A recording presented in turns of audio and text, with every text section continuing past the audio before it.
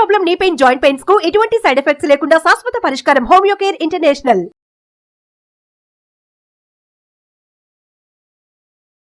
Suman TV ప్రేక్షకులకి నమస్కారం. నేను గిరిజ.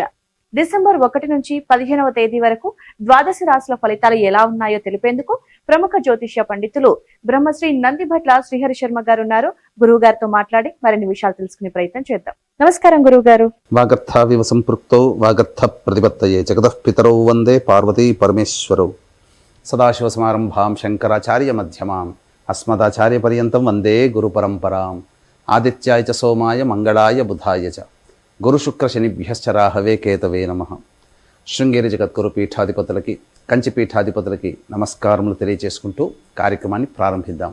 గురుగారు, డిసెంబర్ మాసంలో 1 నుంచి 15వ తేదీ వరకు మీనరాశి వారికి అసలు ఎలా ఉండబోతుందంటారు రాశి పరంగా? మీనరాశి వారి కనుక చూసుకున్నట్లయితే డిసెంబర్ 1వ తారీఖు నుంచి 15వ తారీఖు వరకు ఏ విధంగా ఉండబోతుందని గ్రహ సంచారం ముందుగా తెలుసుకుందాం. రాశిలోని రాహు, సప్తమ స్థానంలో కేతువు, 9వ ఇంట రవి బుధుడు మరియు 3వ తారీఖు నుంచి లాభస్థానంలో శుక్రుడు, 12వ ఇంట శని భగవానుడు, 3వ ఇంట గురు వక్రీకరించి ఉండడం, 5వ ఇంట కుజుడు స్తంభించి ఉండడం.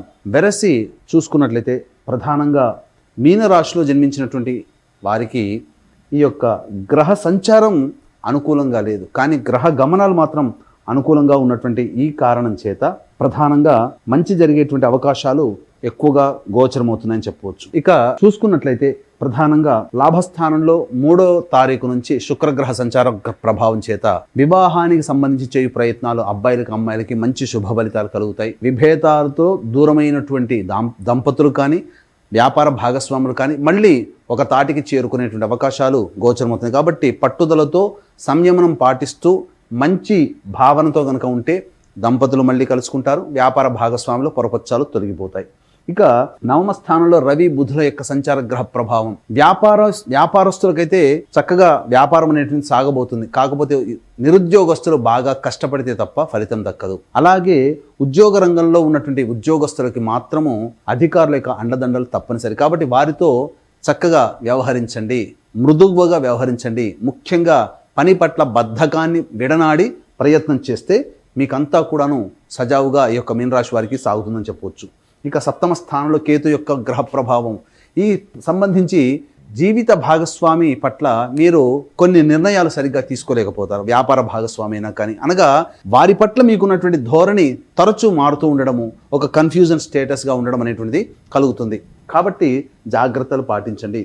5వ స్థానంలో కుజుడు స్తంభించి ఉండడం ఈ కారణం చేత ప్రధానంగా ఈ యొక్క మీనరాశిలో జన్మించినటువంటి వారికి ధనపరముగా కష్టములు ఉంటాయి. అవసరానికి తగ్గట్టుగా ఖర్చులు రాకపోవడము అనేటువంటిది జరుగుతుంది. కాబట్టి జాగ్రత్తలు పాటించండి. ఇక రియల్ ఎస్టేట్ రంగంలో ఉన్నవారు మరియు లాయర్ రంగంలో ఉన్నటువంటి వారు, రైతులు సాధారణమైనటువంటి జీవితాన్ని పొందుతారు. ఇక ఎఫ్ఎంసీజీ రంగము, అలాగే boarding and lodging, restaurant business నడిపేవాళ్ళు, జనరల్ స్టోర్స్, సూపర్ మార్కెట్లు, ఇటువంటి బిజినెస్లు నడిపేటువంటి వారు, అలాగే ఎడ్యుకేషనల్ ఇన్స్టిట్యూషన్స్, తీర్థయాత్రలు, పూజా స్టోర్స్ నడిపేటువంటి వాళ్ళు, వీళ్ళందరూ కూడా గమనించుకున్నట్లయితే వీళ్ళకందరికీ కూడాను ధన సహాయం చక్కగా ఉంటుంది. వ్యాపార విస్తరణ చేసుకోగలుగుతారు. మంచి ధన రాబడి అనేటువంటిది ఈ చెప్పినటువంటి రంగంలో ఉన్నటువంటి వారికి కలుగబోతుంది. ఇక గమనించుకున్నట్లయితే విద్యార్థులు ప్రధానంగా నూతన విద్య కోసమై విదేశీ విద్యకు సంబంధించే ప్రయత్నాలన్నీ కొలిక్కి వస్తాయి. కోరుకున్నటువంటి కళాశాలలో మీకు ప్రవేశము లభిస్తుంది. విదేశీయానానికి సంబంధించే ప్రయత్నాలన్నీ కూడా కొలిక్కి వస్తాయి. అయితే ముఖ్యంగా పిత్రార్జితము, తాత ముత్తతల ఆస్తికి సంబంధించినటువంటి వ్యవహారాల్లో కొలిక్కి వచ్చి వాటిని సంబంధించినటువంటి అలిగేషన్స్ అన్నీ కూడాను పూర్తి చేసుకోగలుగుతారు. పైచేయి సాధిస్తారు. అన్నీ కూడా ఈ యొక్క కోర్టు సంబంధించిన వ్యవహారాల్లో మీకు అనుకూలంగా ఉండబోతుందని చెప్పవచ్చు. అయితే పదవిని ఆశించి చేసేటువంటి వాళ్ళు కాస్త ఎక్కువగా తమ ప్రతిష్టకి తగ్గట్టుగా మీరు పేరు ప్రఖ్యాతులు పొందాల్సినటువంటి పరిస్థితి. అనగా మీ యొక్క పదవి కోసం ఇతరుల యొక్క సహాయ సహకారాలు తప్పనిసరి అనేటువంటి విషయాన్ని గమనించుకోవాలి. ఒక స్త్రీమూర్తి అనుగ్రహ ప్రభావం వలన మీకు అన్నీ కూడా సమస్యలు తొలగిపోతాయి. జీవితంలో ఆనందాన్ని ఈ యొక్క మీనరాశి వారు పొందుతారని చెప్పవచ్చు. అయితే ఇక్కడ ప్రధానంగా 1వ తారీఖు నుంచి 15వ తారీఖు వరకు ఖర్చులు ఏ విధంగా ఉంటాయి, అలాగే ఆదాయం ఏ విధంగా ఉండబోతుందనే విషయాల గురించి క్లుప్తంగా తెలియజేసుకుందాం. 1వ తారీఖు 2వ తారీఖులో కనుక చూసుకున్నట్లయితే ప్రధానంగా సంతానంతో విభేదాలు, సంతాన మూలంగా ఖర్చులు, సమస్యలు పెరుగుతాయి. సంతానంతో మాట్లాడేటప్పుడు లౌక్యాన్ని ప్రదర్శించండి. అయితే మంచి ఆలోచన, మంచి విధానంతో మీకున్నటువంటి పిత్రార్జితానికి సంబంధించిన సమస్యల్ని మీరు పరిష్కరించుకోగలుగుతారు. కోర్టుల యందు మీదే పైచేయి సాధిస్తారని చెప్పవచ్చు. ఇంకా 3, 4 తారీఖుల్లో కనుక చూసుకున్నట్లయితే గురుతర బాధ్యతతో వృత్తి ఉద్యోగ వ్యాపారాల్లో ఉండాల్సినటువంటి పరిస్థితి. ఒక పెద్ద బాధ్యత మీ మీద రావడం, తద్వారా వాటిని మీ యొక్క లౌక్యంతో వాటిని ఆ బాధ్యతని పూర్తి చేసుకోవడం, తద్వారా మీరు ఉద్యోగ భద్రతను పొందుతారు. నిరుద్యోగస్తులకి మంచి శుభవార్త వింటారని చెప్పవచ్చు. 5, 6 తారీఖులో కనుక చూసుకున్నట్లయితే అన్ని రంగాలలో అనగా వృత్తి ఉద్యోగ వ్యాపారంలో, చేతి వృత్తులు, కళావృత్తుల్లో ఉన్న ఏ రంగంలో ఉన్నటువంటి వారికైనా కానీ ఆదాయము చక్కగా ఉంటుంది, సంతోషంగా గడుపుతారు, మంచి డబ్బుతో రాని బాకీలు కూడా వసూలు చేసుకుంటారని చెప్పవచ్చు. ఇక 7, 8, 9 తారీఖుల్లో కనుక చూసుకున్నట్లయితే ప్రధానంగా మానసిక ప్రశాంతత లోపిస్తుంది. దేని యందు కూడాను శ్రద్ధ ఉండదు. ఏ పని చేయాలన్నా కానీ అనాసక్తి ఎక్కువగా ఉంటుంది. అన్నిటికంటే మించి ఏదో జరగబోతుంది, లైఫ్ అంతా ఒక జిగ్జాగ్ లాగా ఉంటుంది. ఖర్చులు కూడా అధికంగా ఉంటాయి, కాబట్టి జాగ్రత్తలు పాటించండి. 10, 11 తారీఖులో కనుక చూసుకున్నట్లయితే మొక్కవని ఆత్మవిశ్వాసంతో, పట్టుదలతో మీరు పనులు పూర్తి చేసుకుంటారు. అనగా పెండింగ్లో ఉన్నటువంటి పనులని పూర్తి చేసుకొని ఒక బాధ్యతని కంప్లీట్ చేసుకున్నామనే సంతోషం అనేటువంటిది మీకు ఉంటుంది. అలాగే బంధుమిత్రులతో వినోదాల్లో పాల్గొంటారు. అలాగే పాతకాలపు మిత్రుల్ని మళ్ళీ కలుసుకునే అవకాశం గోచరమవుతుంది. ఇక 12, 13 తారీఖులో కనుక చూసుకున్నట్లయితే కుటుంబం సభ్యుల మధ్య వాగ్వివాదాలు చోటు చేసుకుంటే, ముఖ్యంగా కుటుంబంలోని పెద్దవారితో ప్రశాంతత ఉండదు. అలాగే ఖర్చులు కూడా అధికంగా ఉంటాయని చెప్పవచ్చు. 14, 15 తారీఖులో కనుక చూసుకున్నట్లయితే మీరు ఆత్మవిశ్వాసంతో మీరే ముందడుగు వేయండి. ఎదుటి వాళ్ళ సహాయ సహకారాలు ఆశించి భంగపడడం కంటే ఆత్మవిశ్వాసంతో మీరు ముందడుగు వేయండి, తప్పకుండా మంచి జరుగుతుంది. రాని బాకీలు వసూలు అవుతాయి. తర్వాత చెప్పొచ్చేది ఏమిటంటే 7, 8, 9, 12, 13 ఈ తేదీలలో ఖర్చులు అధికంగా ఉంటాయి. కాబట్టి ఖర్చుల శాతాన్నైనా తగ్గించుకోండి, లేదా ఖర్చుల్ని వాయిదా వేసుకోండి.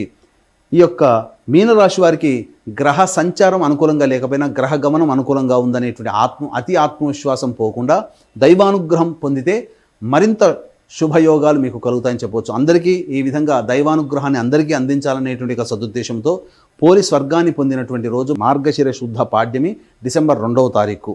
కార్తీక మాసం నెల రోజులు చేసినటువంటి పుణ్యం ఆ ఒక్క రోజునే మనకు సంప్రాప్తిస్తుంది. కాబట్టి డిసెంబర్ 2వ తారీఖు రోజున శ్రీశైల క్షేత్రంలో, అలాగే దత్త జయంతి డిసెంబర్ 15వ తారీఖు రోజున మహామహిమాన్వితమైనటువంటి కాశీ క్షేత్రంలో జాతకరీత్యా కలుగు విద్య, వివాహ, ఉద్యోగ, దాంపత్య, సంతాన, అనారోగ్య సమస్యల నివారణకి, మరియు గోచార రీత్యా వృషభ, మిథున, కర్కాటక, సింహతుల, వృశ్చిక, మకర, కుంభమీన రాశిలో జన్మించిన వారికి శనిదోష పరిహారార్థమై సర్వదోష నివారణ పూజలు, హోమాలు పర్ హెడ్ 1500 రూపాయలకి చేయించడం జరుగుతుంది. అవకాశం ఉన్నవాళ్ళు కార్యక్రమ తదనంతరం కాంటాక్ట్ చేసి పూర్తి వివరాలు తెలుసుకోవచ్చు. గురుగారు, మరింత వారి లైఫ్ బాగుపడటానికి, మెరుగుపడటానికి మీనరాశి వారికి ఎలాంటి పరిహారాన్ని మీరు సూచిస్తారు గురువుగారు? ఈ మీనరాశి వారు ప్రతిరోజు దత్తాష్టకము, కాలభైరవాష్టక పారాయణం రోజుకి 3 సార్లు పఠిస్తే చాలా మటుకు సమస్యలు తీరుతాయి. ఈ చెప్పినటువంటి ఫలితాలకి విభిన్నంగా మీ యొక్క జీవితం ఉన్నట్లయితే మీ యొక్క జన్మజాతకంలోని గ్రహ దశాంతర దశల యొక్క ప్రభావం కావున దగ్గరలోని మంచి ఉపాసనా పరులైనటువంటి జ్యోతిష్యుని సంప్రదించి వారి సలహాలు, సూచనలు కనుక పాటించినట్లయితే మరింత మెరుగైనటువంటి జీవితాన్ని పొందుతారని చెప్పవచ్చు.